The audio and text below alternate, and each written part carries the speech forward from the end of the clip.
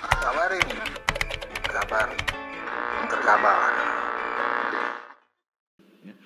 Teman-teman nggak pernah lihat Bapak Presiden kita masuk rumah sakit kan? Itu artinya Menteri Kesehatannya berhasil. Gitu kan? Kalau Pak Pram masuk rumah sakitnya karena kecelakaan sepeda, bukan tanggung jawab Menteri Kesehatan, itu aja Menteri Transportasi. Gitu kan? Tapi Pak Pram juga sangat sehat. Itu wabarakatuh, salam sejahtera untuk kita semua. Om Swastiastu, Namo Buddhaya, salam kebajikan. Bapak Presiden sudah kasih perintah ke semua menteri untuk menggapai Indonesia Emas 2045. Saya sempat bisik-bisik, Pak, maksudnya Bapak Indonesia Emas apa ya? Kita harus jadi negara maju lah di 2045. Aku mencoba menerjemahkan tugas Bapak Presiden. Negara maju itu definisi World Bank-nya jelas. Pendapatan per kapitanya, GNI-nya mesti 13.000. Indonesia sekarang 4.800. Jadi mesti naik 2,5 kali itu. Ya. Atau kalau dolarnya susah, kita terjemahin rupiah, harus pendapatan rata-rata rakyat Indonesia 15 juta sebulan. Sekarang masih 5 jutaan. Nah, kenapa saya mencoba ini di depan Bapak Presiden bilang, Pak, supaya pendapatan rata-rata naik 15 juta, dari 5 juta, itu bedanya apa? Orang yang pendapatannya gajinya 15 juta, 5 juta. Bedanya cuma 2. Selain infrastruktur mesti bagus, sumber daya mesti bagus, hilirisasi. Yang penting, Pak, orangnya mesti sehat dan pinter. Kalau nggak sehat, nggak pinter, nggak mungkin gajinya 15 juta. Pasti gajinya cuma 1 juta atau 2 juta. Ya. Ini bukannya ini, saya suka bercanda sama Pak Nadiem. Mesti sehat dulu Pak Nadiem. Karena Pak Nadiem ngurusin pendidikan usia 4 tahun, 5 tahun. Kalau Menteri Kesehatan ngurusin sebelum dia lahir 9 bulan kita udah urusin gitu kan. Jadi minus 9 bulan pun kita sudah urus gitu. Jadi kita mesti duluan memang. Maksudnya anggarannya juga mesti duluan gitu. Makanya sekarang kesempatan ada Bapak Presiden kita taruh juga gitu, taruh di situ Pak, ini mesti duluan. Karena nggak mungkin masyarakatnya sehat, pinter, nggak mungkin bisa 13.000. Aduh susah itu Pak dapat 2045 emas gitu. Nah kemudian kita jelaskan ini saya mengajak ke teman-teman sekalian. Nah kalau kita sudah ditugaskan Bapak Presiden untuk menjadi lebih sehat, gimana caranya? Caranya please pastikan masyarakat kita tetap sehat, bukan mengobati orang sakit.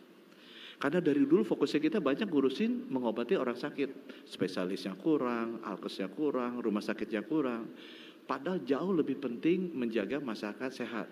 Kader posyandu diurusin, posyandunya bagus, puskesmas juga lengkap, alat-alatnya ada, itu kurang mendapatkan perhatian. Karena kurang seksi, lebih seksi yang mengobati orang sakit. Dan saya bilang, saya sama Bapak Presiden terima kasih diajak meeting G7, G20, saya ketemu semua menteri, namanya Menteri Kesehatan, Health Minister. Nggak pernah saya nemu yang namanya Menteri Kesakitan, atau Menteri menyembuhkan orang sakit, nggak ada. Jadi itu sebabnya memang tugasnya kita di sektor kesehatan menjaga tetap sehat, bukan mengobati orang sakit saja. Dan untuk itu Bapak Presiden kami laporkan, kita sudah ada program transformasi kesehatan, ini RPJP sudah disusun Bapak Presiden oleh Bappenas, sekarang kita menyusun RPJMN, dan dalam penyusunan RPJMN ini kita ingin memasukkan konsep baru itu di dalam transformasi kesehatan dengan mengajak partisipasi dari 514 kabupaten kota, 38 provinsi, bukan hanya kepala dinas kesehatannya Bapak Presiden, tapi di sini ada kepala Bapedanya. Karena Bapedanya penting untuk terlibat sejak awal. Termasuk dirut-dirut RSUD kalau nggak salah ada 604 Pak. Ini yang kita undang untuk datang supaya mereka bisa memberikan masukan. Agar kedepannya itu rencana Bapak Presiden Indonesia Emas bisa tercapai dengan menjaga agar masyarakat kita tetap sehat. Ya. Teman-teman nggak pernah lihat Bapak Presiden kita masuk rumah sakit kan? Itu artinya Menteri Kesehatannya berhasil. Gitu kan? Kalau Pak Pram masuk rumah sakitnya karena kecelakaan sepeda, bukan tanggung jawab Menteri Kesehatan, itu aja Menteri Transportasi. Gitu kan? Tapi Pak Pram juga sangat sehat. Itu sebabnya Bapak Presiden kita tutup dengan selain dengan teman-teman dari RSUD, dari daerah, kita ajak juga pihak swasta. Karena belajar dari COVID, kesehatan itu nggak akan selesai dengan pemerintah melakukan sendiri, tapi harus melakukannya bersama-sama dengan semua komponen bangsa. Tidak mungkin kita lakukan ini eksklusif program Kementerian Kesehatan, tapi harus inklusif dengan semua sektor. Tidak mungkin kita pendekatannya program, tapi pendekatannya harus gerakan dalam bentuk movement, di mana semua social capital, kekuatan modal sosial yang dimiliki seluruh komponen bangsa, kita bisa rajut satu untuk membangun masyarakat yang sehat. Sehat itu nggak mungkin bisa diurus oleh menterinya sendiri, sama seperti COVID. Tapi kalau semua TNI, Polri, NU, Muhammadiyah, sampai seluruh ibu-ibu di rumah tangga sudah tahu gimana cara hidup sehat, itu adalah cara yang terbaik.